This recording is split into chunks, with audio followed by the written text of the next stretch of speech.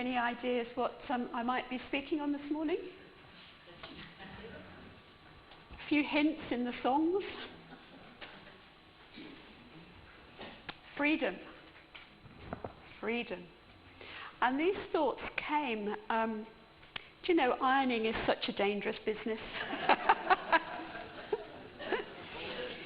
I had a big pile of ironing to do yesterday. You know how easy it is to do the washing? You know, you just stick it in the machine and you take it out and you hang it up and the ironing gets higher and higher. And I looked at it yesterday and thought, I've got to do it. And I don't know about you, but when I'm ironing, I have to watch something on the television. I can't just iron, you know. I have to watch something or listen to something so that I am engaged while I'm doing, you know. And morning television. So I watched a film. And I watched a film that I'd recorded, I think it was on at Christmas time, called The Duchess. You know the film?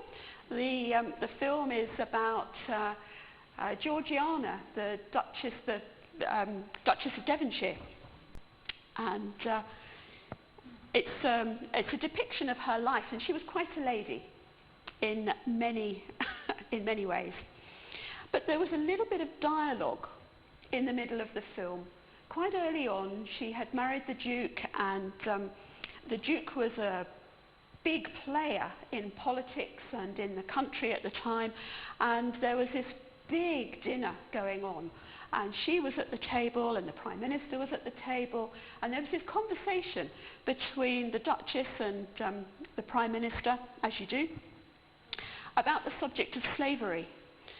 And the Duchess said this: "I fail to comprehend how fully we are committed to the concept of freedom." And the Prime Minister said, "Freedom in moderation." And she said, "The concept of freedom is an absolute. Like death, you can't have death in moderation. You're either dead or you're not. So it is with freedom. You're either free or you're not." And that set me thinking about freedom. And these are just a few scattered thoughts about what it means. What did Jesus say about freedom? Well, the first thing that I did, as you might imagine, is that I looked up the dictionary definition of freedom. And it said two things: the power or the right to act, speak, or think as you want. Okay? So the power or the right to act or think or speak as you want. And the other definition was the state of not being imprisoned or enslaved. So two aspects of the word freedom: the power or the right to act, think and speak as you want, and the state of not being in prison. So given that definition, how free are we? If I was to say to you, think for a moment or two about how free you are, just pause. How free are you?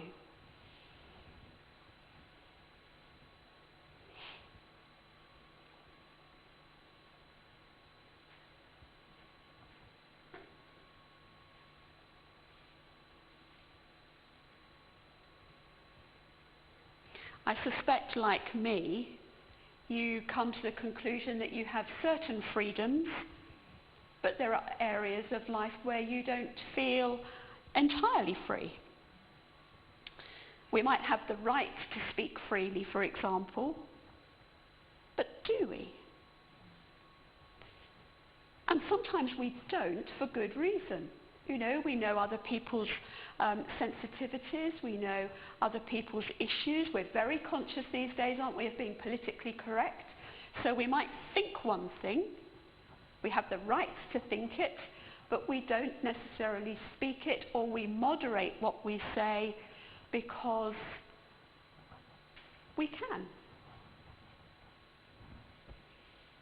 We might not be free to say what we think if we are particularly worried about what other people might think about what we say, and how therefore we might be perceived. We might be very conscious of the fact that we're good Christian people, and good Christian people might not say or do certain things. So what does Jesus say about freedom? Well, I've gone back actually to the Old Testament verses of what Jesus quoted at the beginning of his ministry. Some people call it the mandate of Jesus, but I'm going to read it from Isaiah rather than from Luke, which is where Jesus speaks it. So I'm going to read a couple of verses from Isaiah 61, and it will be on the screen. The Spirit of the Sovereign Lord is on me, because the Lord has anointed me to preach good news to the poor. He has sent me to bind up the brokenhearted, to proclaim freedom for the captives and release for the prisoners, to proclaim the year of the Lord's favour and the day of vengeance of our God, to comfort all who mourn.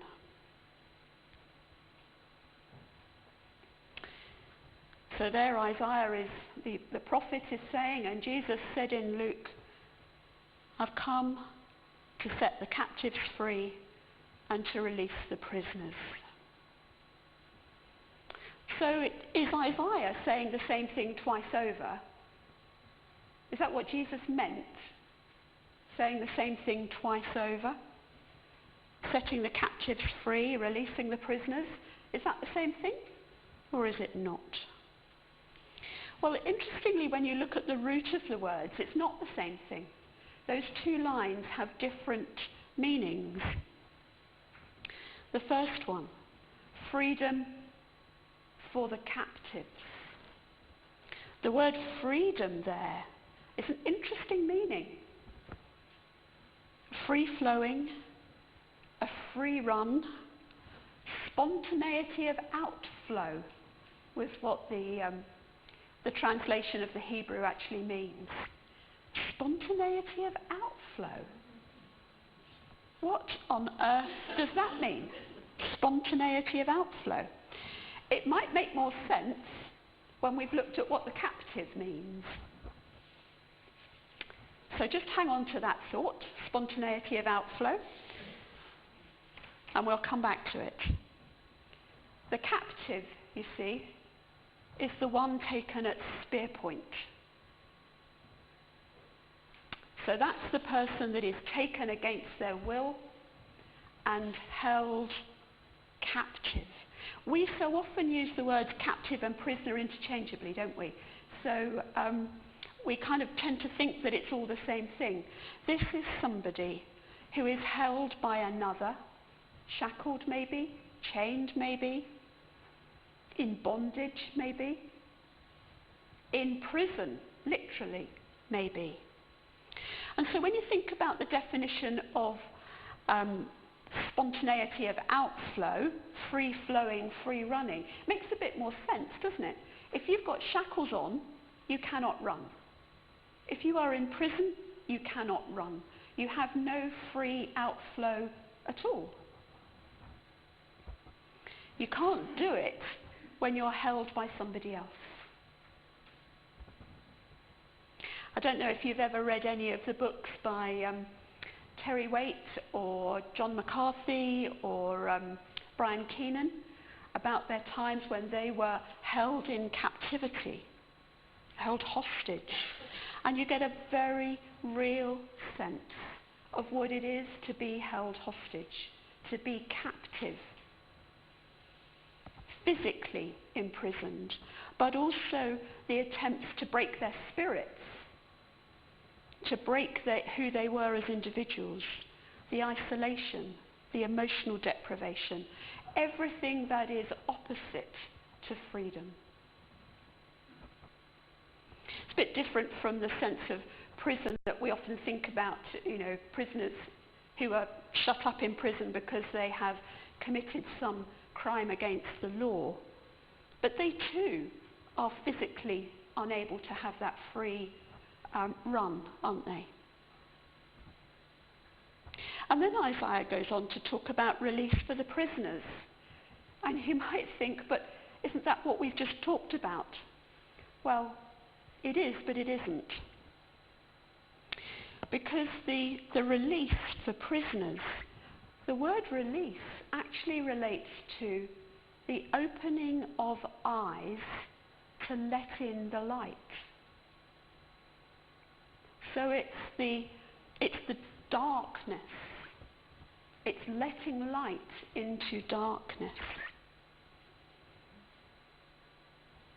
Which might be true of those in physical prison, but actually is much more true of those held in prisons in their own minds.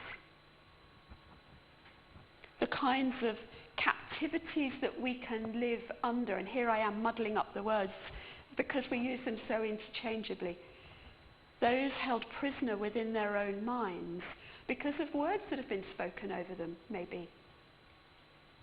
Words that they may have spoken over themselves. But also where we are bound up by things like anger and guilt and unforgiveness. The addictions that can hold us. Might have roots in the past, they might not. But our minds can be anything but free for some. Some people have had things like, "You'll never be any good," spoken over them. And they've grown up with that kind of, that mantra, "I'll never be any good." And it becomes a kind of a self-fulfilling prophecy. So these two sentences in Isaiah about freedom that Jesus then quotes, we could say, is about an external freedom, but it's also an internal freedom. It speaks to both.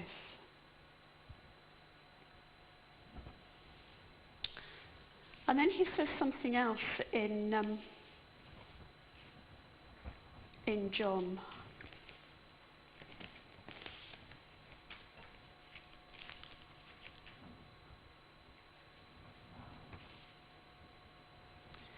He says, "If you will know the truth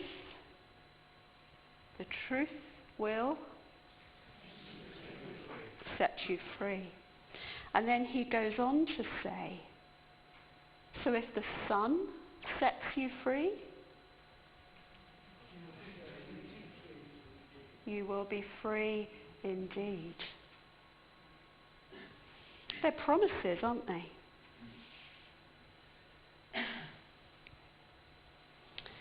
So what does all that really mean then?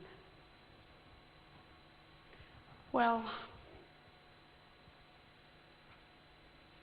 I think the truth is that probably most of us who are here are not living in the full freedom that Jesus died for. We are externally free, I would think, most of us.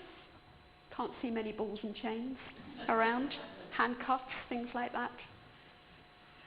But I wouldn't mind betting that each one of us has got inner captivities, and it would be different for each one of us. We all have it.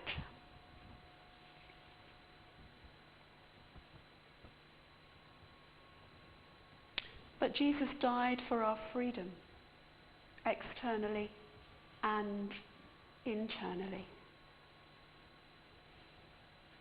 And Paul tells the Ephesians to put off the old self with its deceit and its corruption and put on the new self. And he's suggesting, put off the lying and take hold of truthfulness. Put off the stealing and put on usefulness. Put off the bitterness, the rage and the anger, and put on kindness and compassion. I think the problem is we have been set free, but we don't live in freedom, do we? And part of that, I wonder, is because we're a bit like Eve back in the garden. You know, we've kind of fallen foul of the lie when Satan told her that by eating the forbidden fruit she could become like God. You know, she could do what she liked, basically. And we kind of can fall into that trap too. We are free, so we can do what we like. And doesn't Paul say it in Romans, I think, somewhere? He says, so what shall I do then? Shall I keep sinning and sinning and sinning and sinning? Because then I'm going to live in more and more and more and more grace, aren't I? Is that how it works? No. No. St. Augustine said, love and do what you like. Love and do what you like. Is that a contradiction in terms?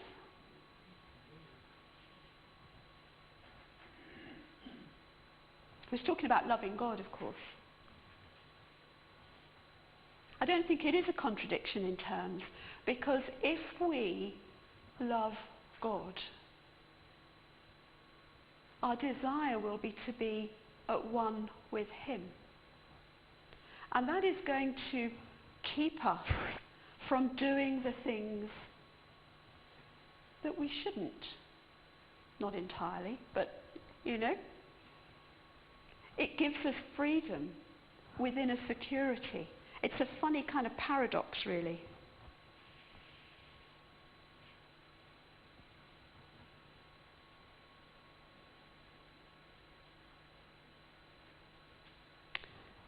So I wonder what the cage is that holds you.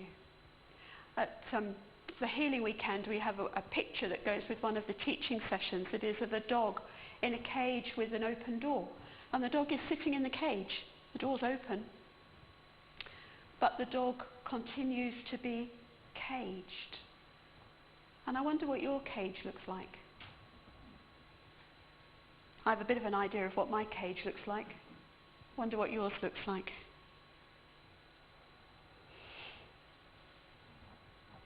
And I think that call to freedom is the beginning of that journey out of the cage. It's recognizing that we are in a cage to begin with, and that's a big step. Recognizing that He's already opened the door and invites us out. But we have to choose to do that. He opens the door and invites us. We have to get up and go. Sometimes our bodies can feel caged, I think. Feel like we are our minds are trapped in a cage of our bodies that don't perhaps work like they once did. But we're really talking about the freedom of the spirit, aren't we? Freedom of our emotions, freedom of our will. I love the image of a seagull. If Stephen were here, I'd be told off for calling it a seagull. A herring gull. You stand and watch them soar, and they go up and they come down, and they just... Isn't that a picture of freedom? Just that kind of effortless living. Is that how you want to be? It's how I want to be. Why do I keep using my webbed feet to walk along the ground when I can be soaring like a herring gull?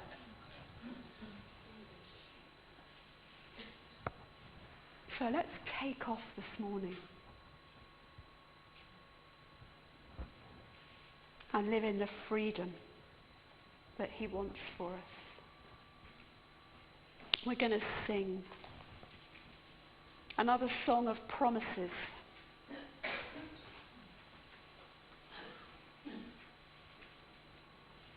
And the second verse says this: when I stumble and I sin, condemnation pressing in, I will stand on every promise of your word. You are faithful to forgive, that in freedom I might live.